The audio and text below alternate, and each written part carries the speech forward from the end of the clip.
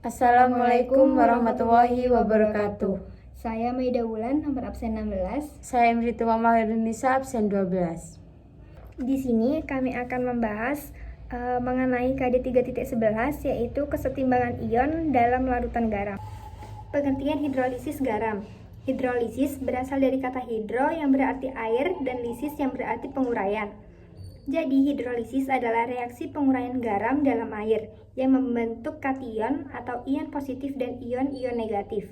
Ion-ion tersebut akan bereaksi dengan air membentuk asam atau H3O+ dan basa atau OH-. Asalnya, garam yang dihasilkan dapat bersifat netral, asam atau basa tergantung kekuatan asam dan basa pembentuk garam tersebut. Yang kedua yaitu jenis-jenis hidrolisis garam. Garam terdiri dari 4 jenis, yaitu berdasarkan komponen asam basa pembentuknya. Yang pertama, garam yang terbentuk dari asam lemah dan basa kuat. 2. Garam yang terbentuk dari asam kuat dan basa lemah. 3. Garam yang terbentuk dari asam lemah dan basa lemah. 4. Garam yang terbentuk dari asam kuat dan basa kuat. Yang pertama ada garam yang terbentuk dari asam lemah dan basa kuat. Garam yang berasal dari asam lemah dan basa kuat jika dilarutkan dalam air akan menghasilkan anion yang berasal dari asam lemah. Anion tersebut bereaksi dengan air menghasilkan ion OH- yang menyebabkan larutan bersifat basa. Kation dari basa kuat tidak terhidrolisis, sedangkan anion dari asam lemah akan mengalami hidrolisis. Jadi garam dari asam lemah dan basa kuat jika dilarutkan dalam air akan mengalami hidrolisis parsial atau hidrolisis sebagian. Yang kedua, ada garam yang terbentuk dari asam kuat dan basa lemah. Garam yang berasal dari asam kuat dan basa lemah jika dilarutkan dalam air akan menghasilkan kation yang berasal dari basa lemah. Kation tersebut bereaksi dengan air menghasilkan ion H+ yang menyebabkan larutan bersifat asam. Kation dari asam kuat tidak terhidrolisis, sedangkan anion dari basa lemah akan mengalami hidrolisis. Jadi, garam dari asam kuat dan basa lemah jika dilarutkan dalam air akan mengalami hidrolisis parsial atau hidrolisis sebagian. Yang ketiga, garam yang terbentuk dari asam lemah dan basa lemah. Garam ini terionisasi di dalam air dan akan menghasilkan ion-ion. Kation dan anionnya keduanya berasal dari asam lemah dan basa lemah.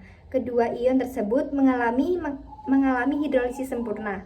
Pada hidrolisis sempurna dapat menghasilkan garam yang bersifat asam, basa maupun netral. Yang keempat yaitu garam yang terbentuk dari asam kuat dan basa kuat. Jika garam yang berasal dari asam kuat dan basa kuat dilarutkan ke dalam air, baik kation maupun anionnya tidak akan bereaksi dengan air karena ion-ion yang dilepaskan akan segera terionisasi kembali secara sempurna. Dengan demikian, dapat garam yang berasal dari asam kuat dan basa kuat tidak mengalami hidrolisis dalam air dan bersifat netral. Tetapan hidrolisis dan pH larutan garam. Reaksi hidrolisis merupakan reaksi kesetimbangan walaupun jumlah garam yang terhidrolisis hanya sedikit, tetapi hal itu bisa merubah pH larutan. Yang pertama, pH larutan garam dari asam lemah dan basa kuat. Yang kedua, pH larutan garam dari asam kuat dan basa lemah. Yang ketiga, ada pH larutan garam dari asam lemah dan basa lemah. Contoh soal untuk kesetimbangan ion dalam larutan garam. Untuk soal pertama yaitu berapakah pH 0,1 m larutan NH42CO3 jika KaH2CO3 sama dengan 10 pangkat 4 dan Kb NH4OH sama dengan 10 pangkat min 6. Penjelasannya yaitu KaH2CO3 sama dengan 10 pangkat min 4 dan Kb NH4OH sama dengan 10 pangkat min 6. Maka Ka yaitu kurang dari Kb, sehingga larutan itu bersifat asam. Untuk penyelesaiannya yaitu konsentrasi H+ sama dengan akar dari Kw per Kb dikali Ka. Konsentrasi H+ sama dengan 10 pangkat min 14 per 10 pangkat min 6 dikali 10 pangkat min 4. Konsentrasi H+ sama dengan 10 akar 10 pangkat min 12. Konsentrasi H+ sama dengan 10 pangkat min 6. Jadi untuk pH-nya dimasukkan dulu rumusannya yaitu pH sama dengan log H+. Lalu pH sama dengan min log 10 pangkat min 6. 10 pangkat min 6 ini dapat dari sini. Lalu pH-nya sama dengan 6. Terima kasih. Berapakah pH larutan NH4CN jika diketahui KHCN-nya sama dengan 6 kali 10 pangkat min 10 dan KB NH4OH sama dengan 10 pangkat min 5. Penyelesaiannya KaHCN sama dengan 6 kali 10 pangkat min 10 dan KB NH4OH sama dengan 10 pangkat min 5. Maka Ka kurang dari KB sehingga larutan bersifat basah. Konsentrasi OH min sama dengan akar KW per Ka kali KB.